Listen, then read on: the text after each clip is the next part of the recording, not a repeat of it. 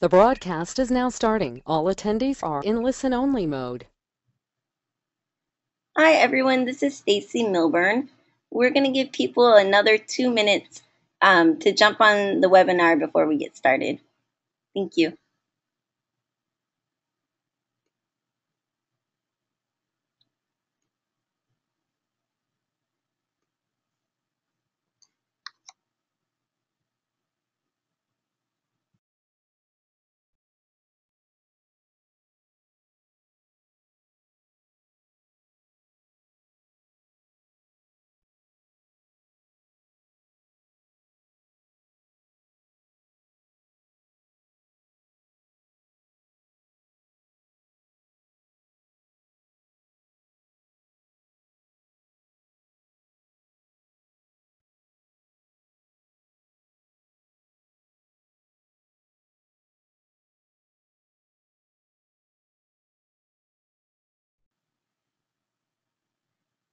Great, thank you everyone for joining us today. We're here to talk about project coordination and why it can be a helpful tool for self-advocacy groups. One housekeeping item before we get started. So rather than maximizing my computer to full screen, I'm going to leave the slideshow how it is. And that way I can see the webinar control panel in case people have questions. So that means if you have any questions, feel free to write it in the question box and we can answer them as we go along. So today's webinar is through the Pacific Alliance on Disability Self-Advocacy. Pacific Alliance is a program of the Autistic Self-Advocacy Network.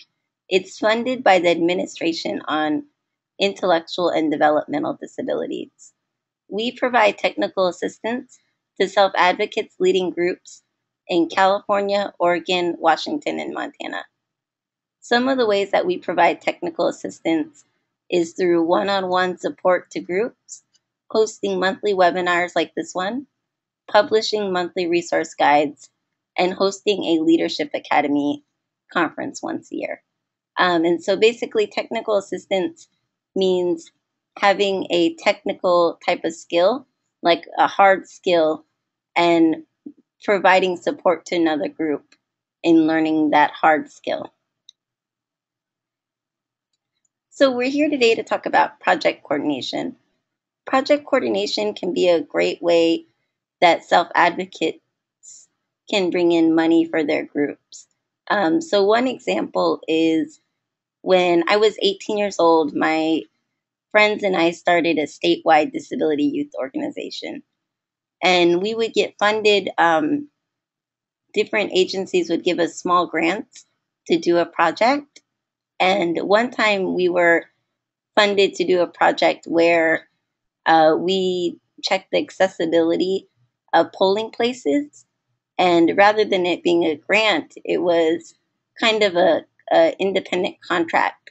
And so the money that we made through that project, we got to keep and spend it on other projects.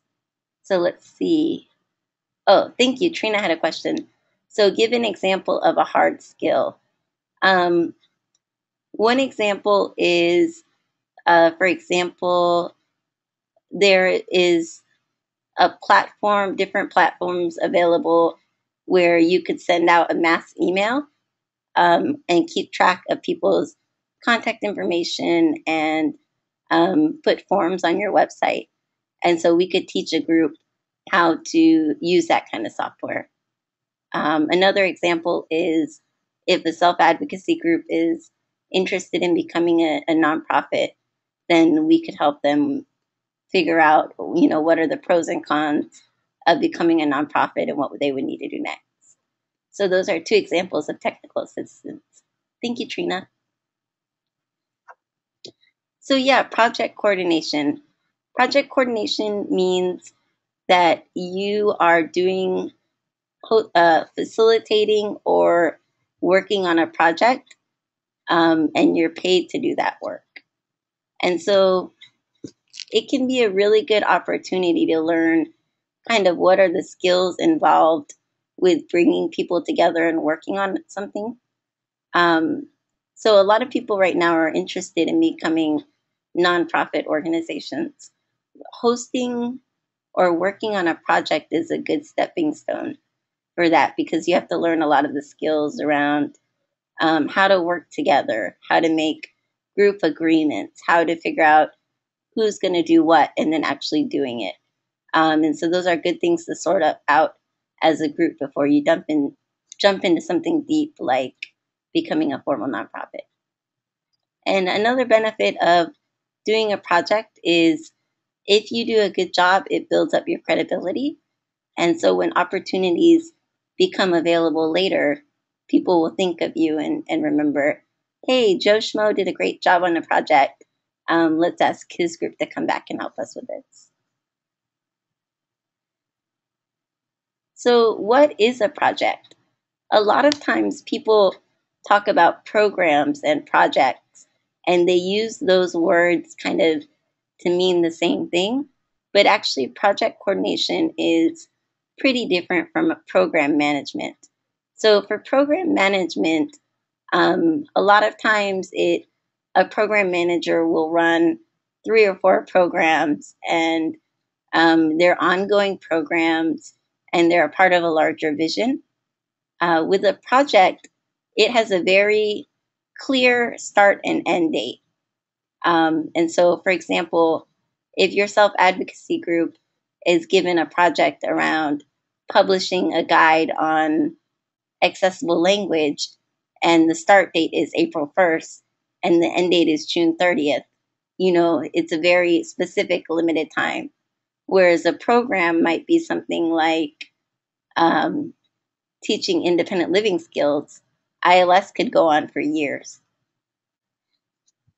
So a project also has single and specific objectives. So, for example, hosting a webinar could be a project that might be too single. It might be hosting 3 webinars on a topic, or hosting focus groups.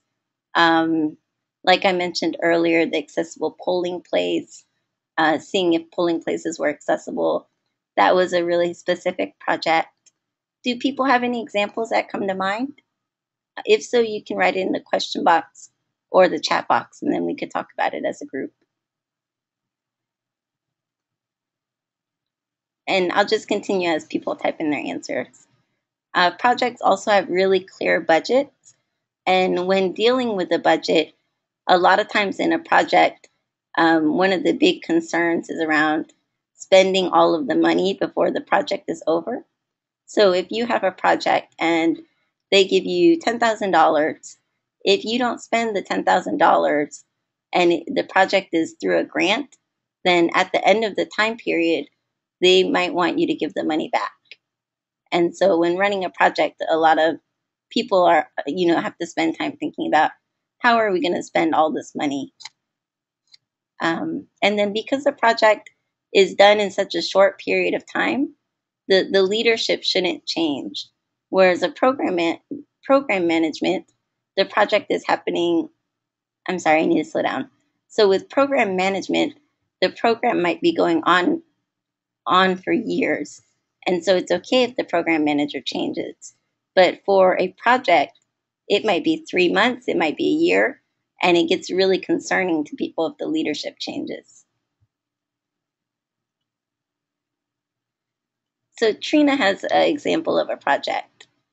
Once a year, collecting teddy bears for a children's hospital, or collecting personal care items for the domestic violence shelter. Those sound like both great projects. Does anybody else have an example of a project that your group has done?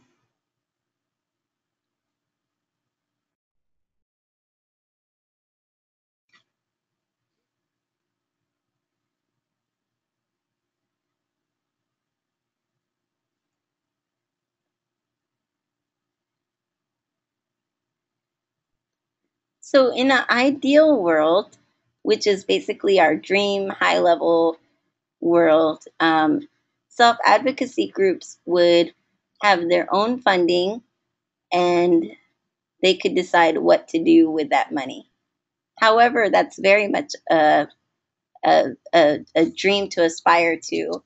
And a lot of times it takes time to get to that point. Funders don't want to give people money until you have proven that you can take care of it. And so that's why it's really important, if you can, to do projects, because then when you apply for money, you can say, oh, look, we did project A, B, and C, and they were all successful. We met all of our goals with those projects. We spent the money wisely. The community was benefited from us. So take a chance in us. It's not that much of a risk. If you're a group that's never done a project together, then the funder might be concerned. Have these people even worked together? Have they ever accomplished anything? How do I know that they're going to know how to manage my money? What if they, work on the project for 3 months, but nothing gets done? All of those kind of things can be issues around building up your credibility. So running a project is a good way to build up your reputation. So again, that ideal world would be if self-advocacy groups had their own funding sources that were independent, but again, we're building up to that. So for self-advocacy groups, a good place to start can often be doing a project for an ally organization. So a lot of self-advocacy groups have done projects for their DD council or their statewide project and protection and advocacy group, or different nonprofits who might have work that needs to be done. Doing a project is usually a lot smaller amount of money than getting a big grant. So it's oftentimes good to go to an organization where you have a supporter there and say, hey, we're interested in doing some project coordination. These are the skills that we have. Do you have any work available for us? And if they're your supporter, they might try to work with you to come up with a few ideas. And so, for example, I mentioned the project where we did accessible polling places. And the way that happened is I went to our disability rights organization and I said, hey, we're a new youth organization. We don't have much of a budget. Is there any work that we could do for you all? And they said, well, election day is coming up and we need to see if polling places are as accessible as they should be. And so they trained us in how to measure accessibility.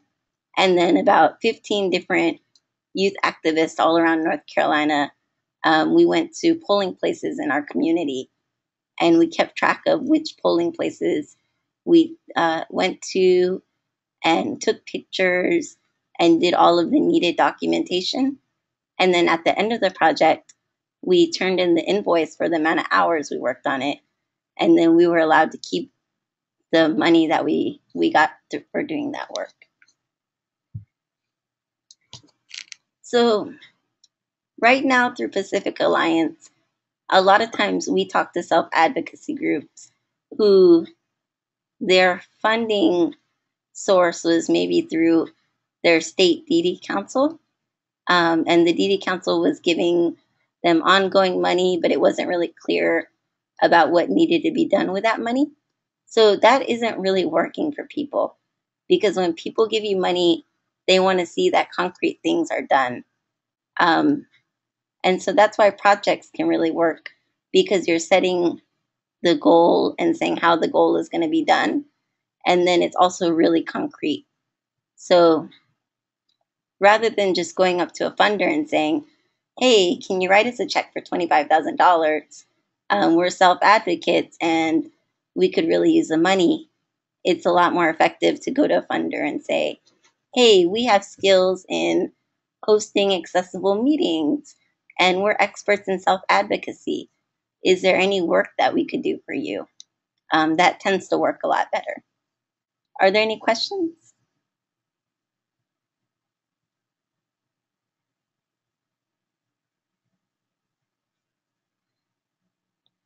So just getting money for general support is really, really difficult for self-advocacy groups.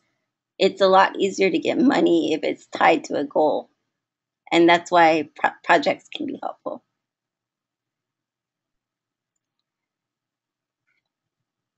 And then again, you can go to your next funder and say, hey, we did this project around hosting focus groups for Disability Rights California, and it went really well. I hear you're doing a project on teaching how to be ready for employment. Is there anything that we could help you with that? Or, it's kind of building up your reputation. So one tip is, as you are working with your group, it can be helpful to think like a business. Sometimes when people talk about nonprofits, they say that the biggest difference between a nonprofit and a for-profit is that what happens with the money at the end of the day.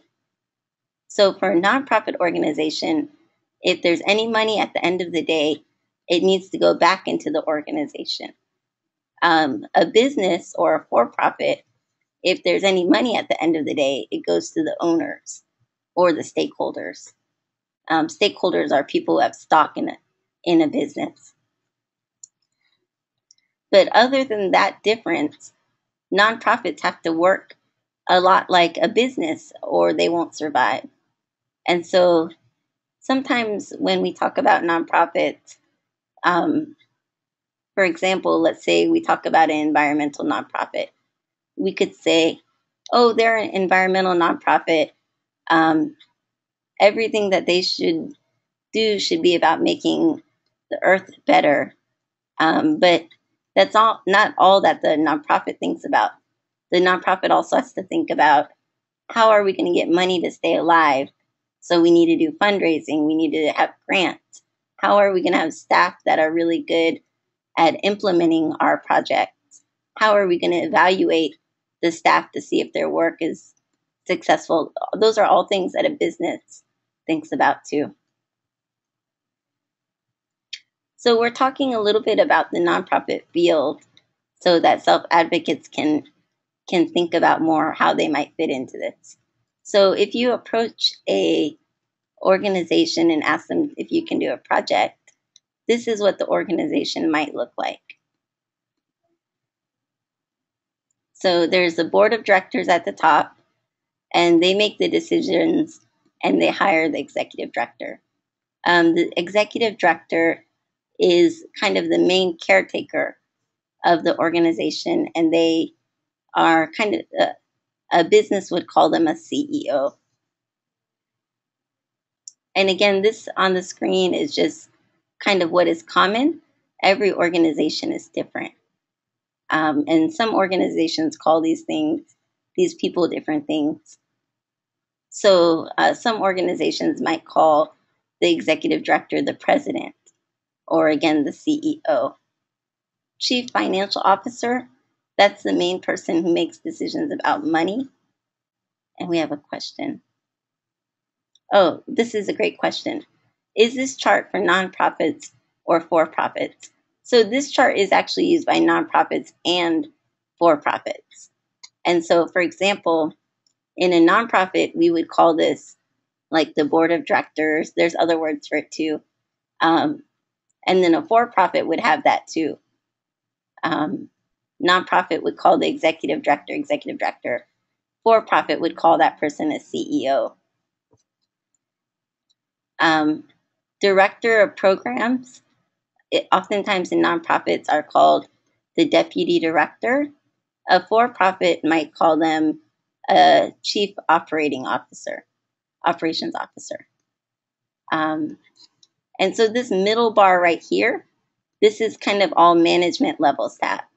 And so I included other people who might be on the management level, but are not involved with the programs. So that's people like human resources, HR, or if your organization does a lot of policy work, the policy person might report to the executive director, but not have people they supervise. But the main important line is seeing the connection here around the programs. There's a board of directors, who decides the vision for the organization, the executive director who carries it out, and a lot of executive directors spend their time out in the community trying to fundraise and letting people know about their mission. And then the director of programs usually stays, closer to home and carries out the programs of the organization. And then if the organization is big, there will be program managers, and program managers might have multiple programs that they're managing.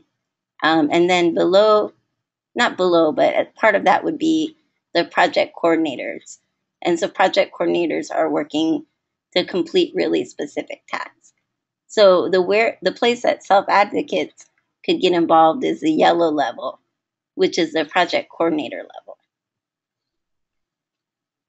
Are there any questions? I saw a hand go up, but then it went away before I could check. I'm going to give everybody just 30 seconds, a minute to digest this, since it's a lot of information.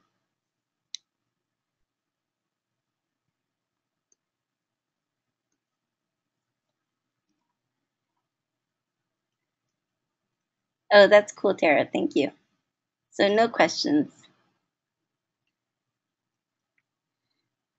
So again, this yellow box area, the project coordinator area, that's where self-advocates can really fit in.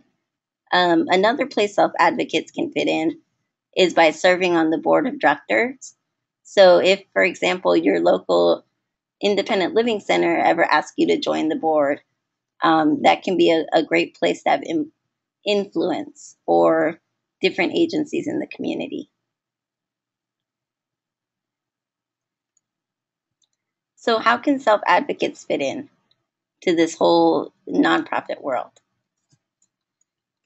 So rather than an organization hiring staff themselves, they can choose to outsource it.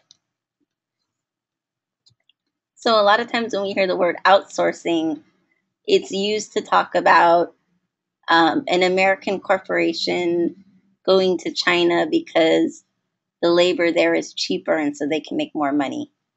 So the idea of outsourcing is that you go outside of the business to find the work to be done. And it can just be a more efficient way for that business to get the work done. So going back to this screen, rather than the agency hiring project coordinators, they might contract with your group to carry out the task that the project coordinator was going to do. And we just got a question. Yes, we will send out a copy of the PowerPoint. We're going to actually upload it to our website when the video is captioned.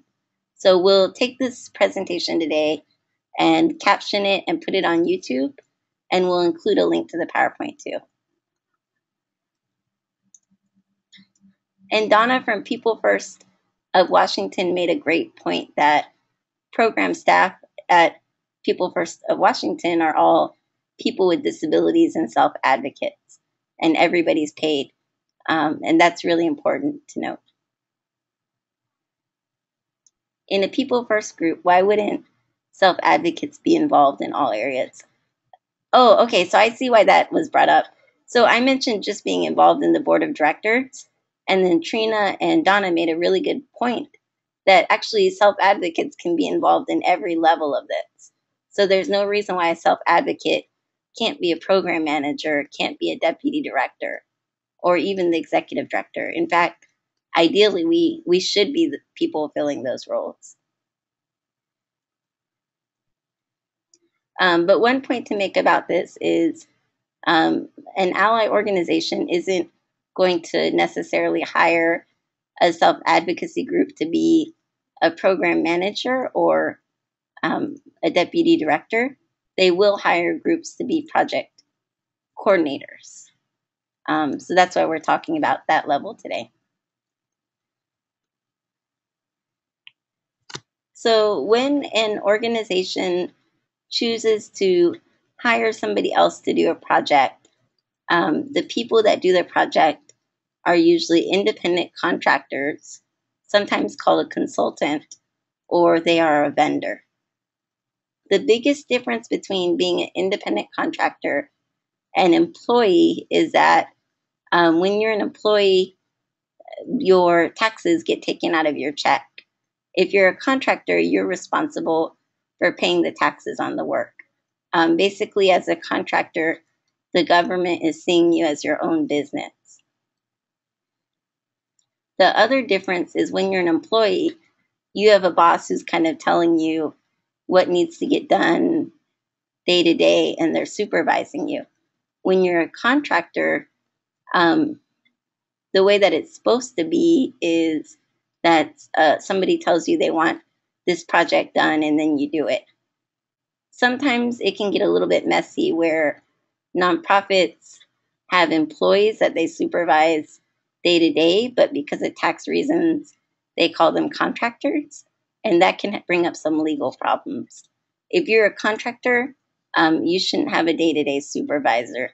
You should just be given a task up front and then be responsible for doing that task. Another way that a group can be paid is if they're a vendor. So in California, we have regional centers that provide services to people with developmental disabilities. In some areas, you can become a vendor with a regional center, and then you get, if you're a vendor, it's basically saying, okay, we'll do business with you. That doesn't mean necessarily that they'll give you any business, but if business becomes available, then you can work with them. In some areas, though, the regional center isn't accepting new vendors, and it could be years before you get to become vendorized.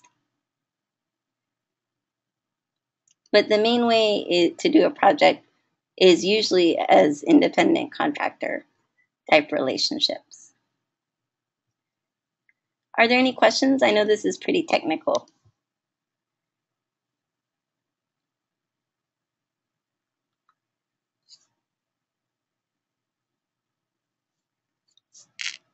So common projects for self-advocates: hosting focus groups, facilitating a training series, writing documents, hosting a conference. The main thing is around figuring out what are you the experts in that other people don't necessarily have the knowledge and skills that you have, and then is there work that you can do using that knowledge.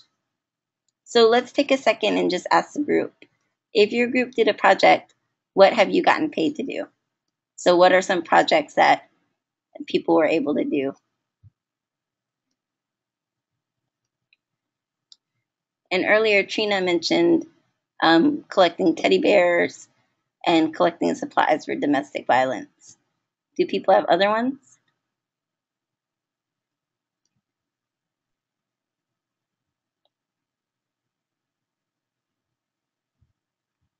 Oh, this is a great one. So teaching abuse trainings. I'm guessing that's probably abuse prevention trainings. But yeah, if there's any topic that you have expertise in that other people don't, that is something you want to let people know about.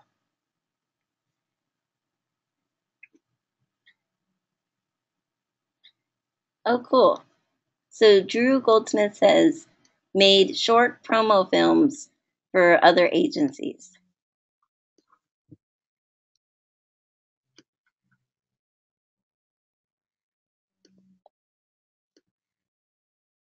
So that's great. One example of a project I'm working on right now is one of the programs that I run for a different group. They like the program so much that another county is paying my organization to come teach that county how to set up the same program. So if you have anything that your group has done really well, maybe outreach to people with disabilities, then sometimes you can get work to do what you've done well for the other group.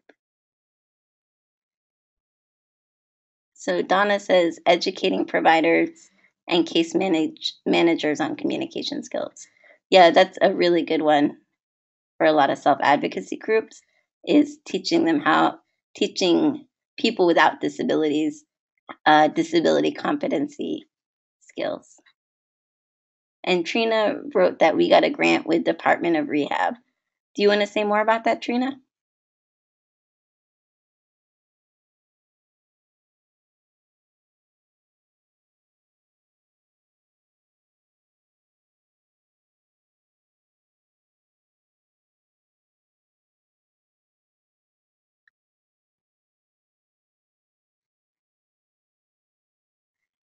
Okay. So the abuse prevention grant that Trina mentioned earlier, that was actually through the Department of Rehab. Other states than California sometimes call that vocational rehabilitation. Okay, so Tammy has her hand raised. So Tammy, I'm going to turn off your mute button and we'll be able to hear what you have to say. Okay, so you're off mute. Yes, thank you. I couldn't figure out how to write a comment. So, helping high school students to understand the skill set that they might need to be developing in order to be successful at a post-secondary education program. Great, that's a really good one, Tammy. Thank you. Do people have any questions about how that worked for Tammy's group?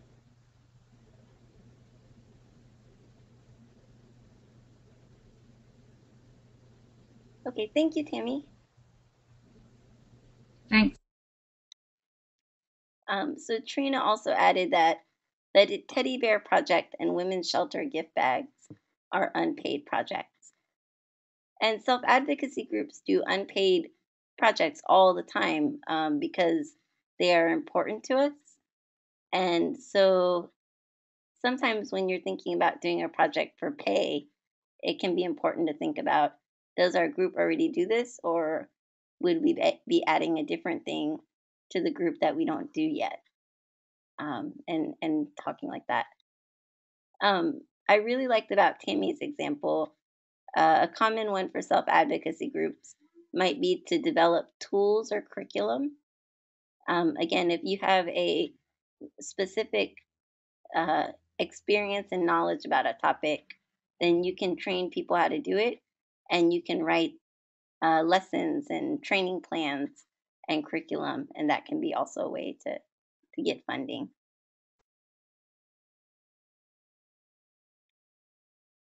So one tip we wanted to share for self-advocates is when you're getting ready to do a project for pay, you always want to get a contract. And the contract is a legal agreement saying that they're going to pay you for the work that you do. Uh, Usually, the end of the contract will have a page called Scope of Work. And so it's like the beginning of the contract is usually just boilerplate language.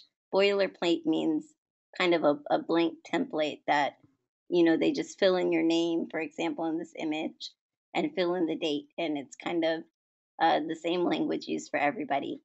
But the really unique part of well, not unique, but the really part that matters the most can be the scope of work page. And that's the page of the contract that says what exactly you will be working on, when is your project due, how much do you get paid, and what do you need to do to get paid. And so, for example, if you do a project, but um, you and the person who's paying you never agrees how you're going to get paid, then what if you do the whole project and the whole time you haven't been keeping track of how many hours you spent on it? And that's the only way that they'll pay you is by hourly. So it's important to know how you're going to get paid upfront. And then one piece of advice is not to start the project until the contract is signed. And so for me personally, that's been the most difficult part because I feel like sometimes as a self advocate, I have something more that I need to prove that other people don't. And so if I get a project, I want to jump in as soon as I can so I can get a head start. Um, but usually, businesses and nonprofits don't actually start working on a contract until it is signed. And so that's a pretty fair expectation for self-advocates too. Because if there's no signed contract, there's no legal agreement in place. So you could end up, working 3 months on a project, but there was never any contract. Then there's no, requirement that they need to pay you.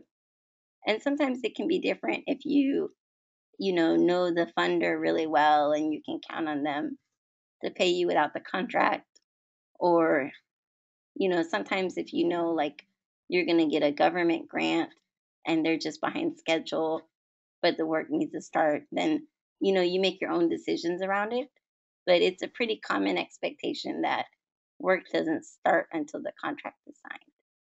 And so a lot of times with government or nonprofit agencies, a reason why projects start later than expected is just because it took so much time to get the contract signed and the funding agreement signed. And people don't want to commit to doing the work because until it's signed. Because you want to keep in mind, if you're running a project and let's say the project is $100,000, well, for that amount of money, you're going to have to hire staff people. And you don't want to hire people without knowing for sure the money is going to be coming in. And so that's why it's important to make sure that, you have everything in place.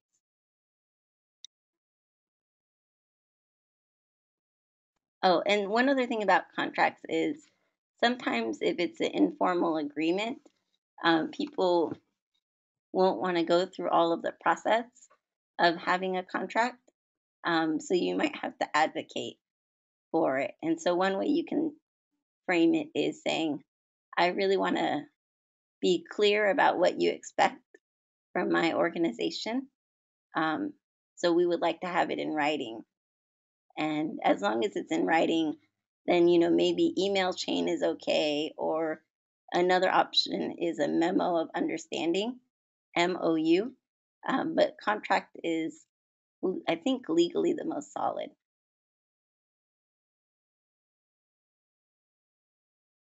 So another tip is before you commit or agree to do a project, you want to think about whether it will help you or not. So, for example, I've been in groups where we really, really cared about the issue, but the funder wasn't going to give us the amount of money that we needed to do the project. Like maybe they were only going to give us half of the amount. And so, even though we really care about the issue, if we agree to do that project and it's only half of what we need, then either the project is only going to, it's going to not be very good and it'll only be halfway done, or we're going to end up losing money off the project.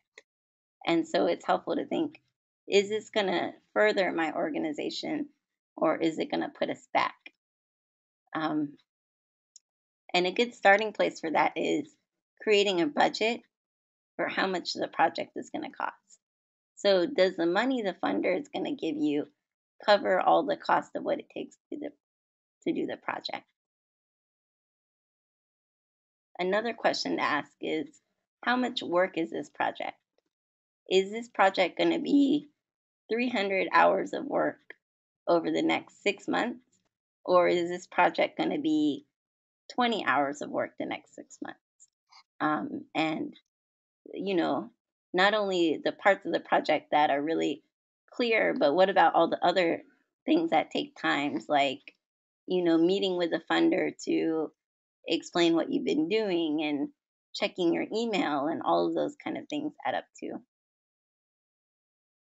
Another question is this project something that is connected to your mission or is it something unrelated? So if I have a nonprofit organization and our goal is to teach children how to swim, and somebody wants to give me $10,000 to teach children how to read, then that's I'm going to have to do something completely different than what I already do. And that means I'm going to have to get training in teaching children how to read. I might have to bring in different staff people. I might have to get different insurance, all kinds of things. And so thinking about how hard is it going to be for your organization to accept this project is really important. The best scenario is when you can get paid for something you're already doing anyways. And so, for example, if um, you are getting paid to do outreach to people with disabilities and your group already does community outreach, then that's a great project to take on because you know how to do it. You have the support systems in place to do it. You have the resources you need to do it. That's a really solid project. And another question to think about is after the cost. So after you spend the money you have to spend, is the amount left over that you get to keep worth all the work that you did? And so let's say you get a project for $10,000 and it costs $9,000 to do the project. So at the end of the day, you only have $1,000 left. Um, is that $1,000 worth doing all the work that you did? And it matters what the project was. If the project is something you really care about, then that $1,000 might feel like bonus money. But if you just did the project because your organization needed the money, then $1,000, it might not feel worth it if you spend a year working on this project. Are there any questions? We'll stop for a second and give people a minute.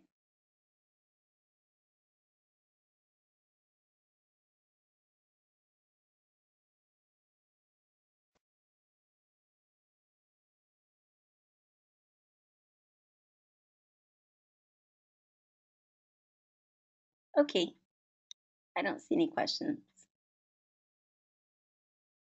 And then two other things to think about before starting is if you are doing this project, what are you not doing? So, for example, if again, the swimming pool example, if your whole mission is to teach kids how to swim and you spend 3 years teaching kids how to read, then you just spent maybe a lot of time not teaching kids how to swim. And if that's important to you, then maybe doing the other project wasn't a good idea. So the idea is that our time is limited. And so if we're spending it doing one thing, then we're not spending it doing the other thing.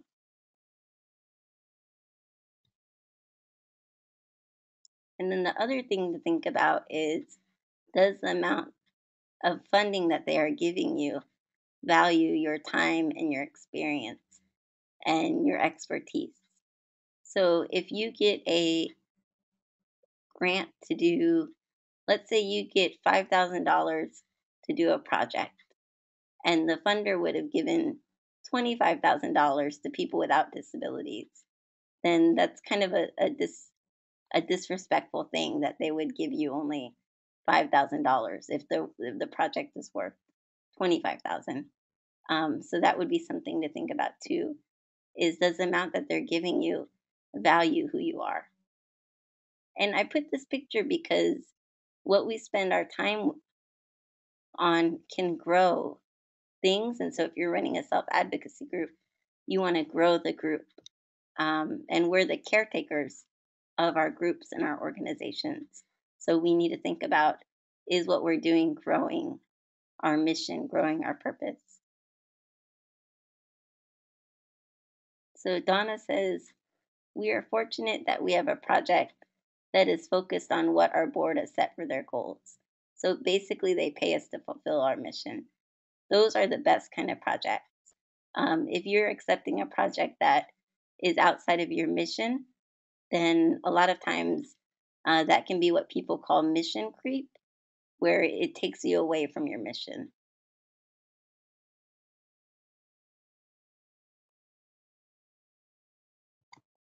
Okay, so let's say you've decided that you want to do the project and now it's time to plan it. Um, a good starting place is deciding who is going to do the project, who is going to be the lead person who's making sure that all of the things are getting done. Do they have the skills to do that? who's going to be the person that is working with the funder to let them know of what's going on and keeping them in the loop, and maybe writing reports and turning in invoices. And then who are going to be the people that actually carry out the different parts of the project. So these are all things you have to plan for. For self-advocacy groups, one important question is, are any of these people going to get paid? And so if you're a really small group and you're doing a project so that you can raise money for your organization, then you might try to find self-advocates who can volunteer their time, so that way your organization gets to keep the money and use the money towards a project that they really care about.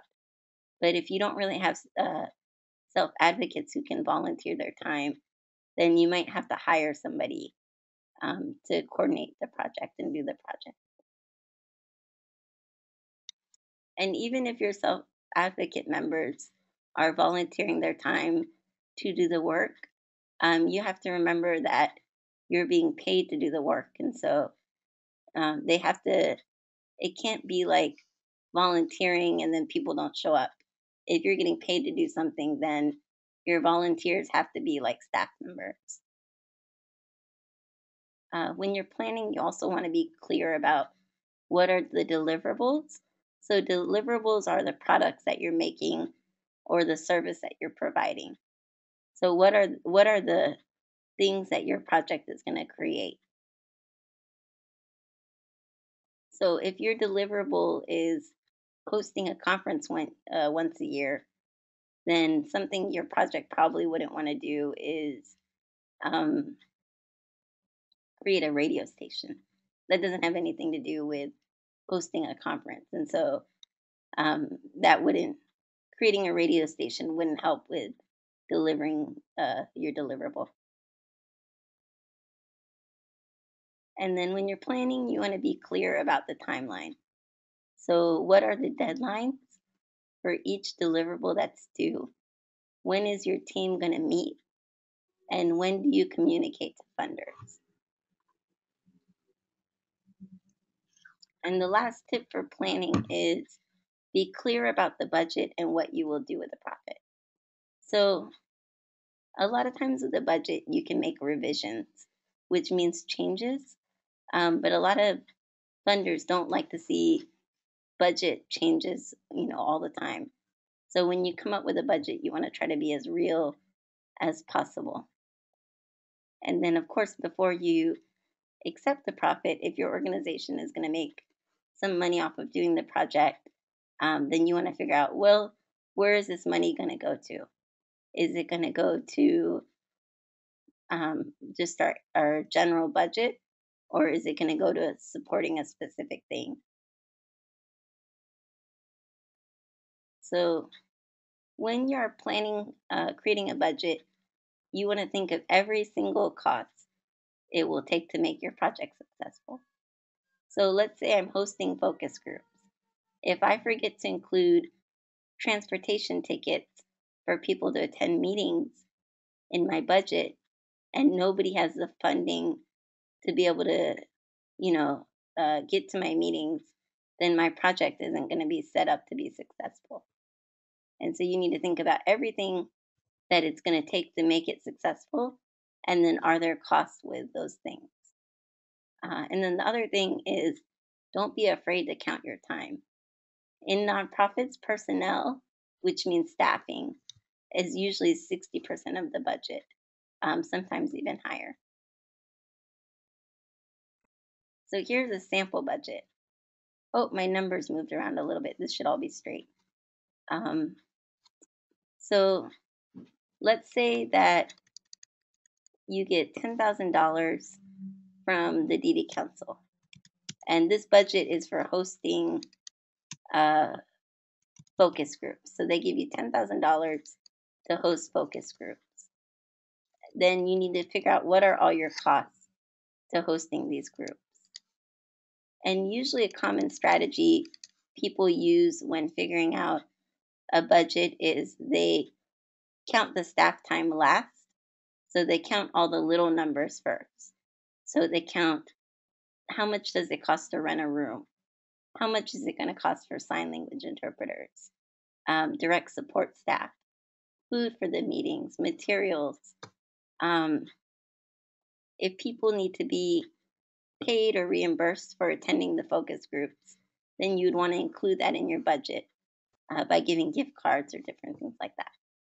And it might be a situation where the DD Council is a federally funded agency, so maybe they can't, buy gift cards. So they might have you write that in a different way, and maybe you do stipends instead of gift cards. So you come up with your budget and you share it with the funder and see if it works with the money that they have allowed. The reason why it can be important to do figuring out the time for staff at the end is if the DD Council already told you that, hey, we'll give you $10,000 to do this project, then the time that your group actually works, like if the time is all done by volunteers, then that means your group got to keep $76,000 of this $10,000 project. If your project is not done as a contractor, if it's like a grant, then it can be important to think about time spent up front because that's going to be the biggest cost. So if we're working on a project, does it take 10 hours a week of staff time or 40 hours a week? That's going to be the biggest part of your budget. So it might be helpful to do that first before you add up all these little things. And then we have 2 more tools. I know this is a lot of information. So a process flow chart is a chart that says what steps come first. And it can be important because it tells you which steps rely on something else being done. So this chart right here is somebody deciding if they want to get out of bed or not. So they start with the alarm ringing. Are they ready to get up? If yes, they climb out of bed. If they're not ready to get up, they hit the snooze button and it waits 5 minutes and the alarm rings again. So it kind of shows you what has to happen first in what order.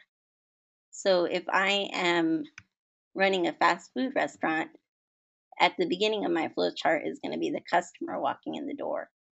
And then the end of my flow chart might be handing the food and taking the money. But it's important to know what order things are in.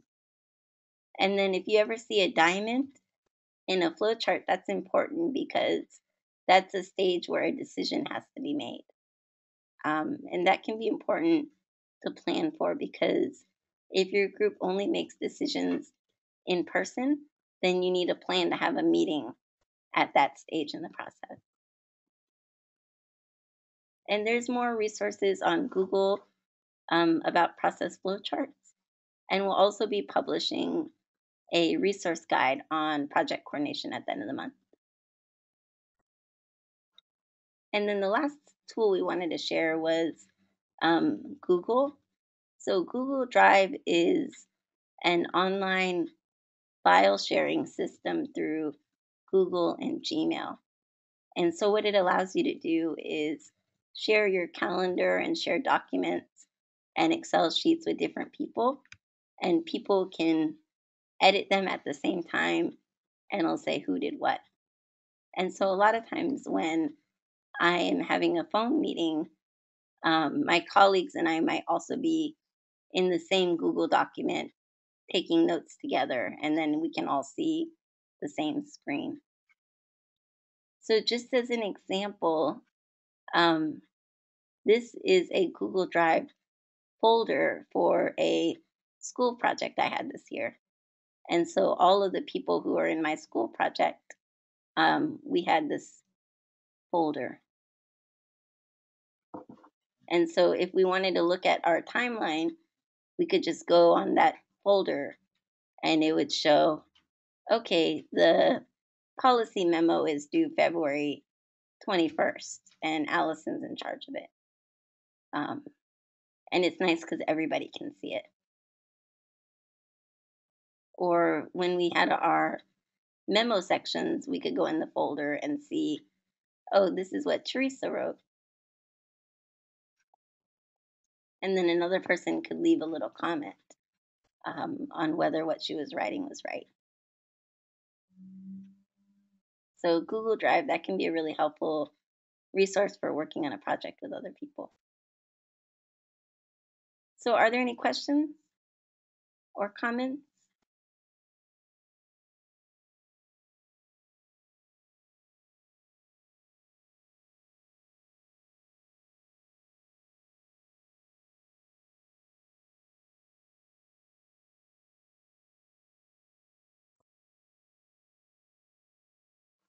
And I know this was a lot of information all at once. So again, we will post this webinar on our website probably in about a week or maybe 2 weeks. And then we'll also be publishing a resource guide on this topic.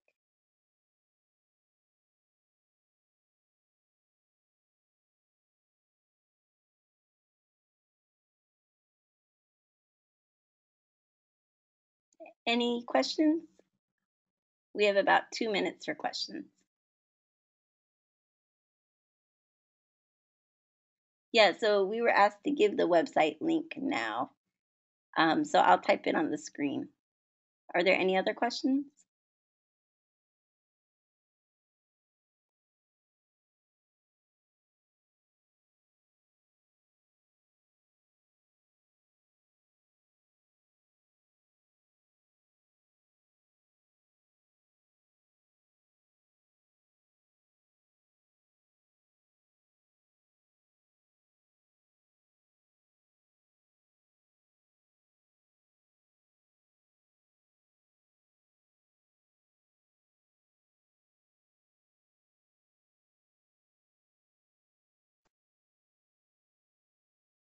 Okay, one question from Drew. Thank you for excellent webinar, chock full of information. Thank you, Drew. So on the screen, I put the link autisticadvocacy.org.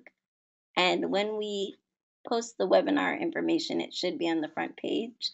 If for some reason you don't see it, you can type in the word webinar in the search bar and it should pull things up.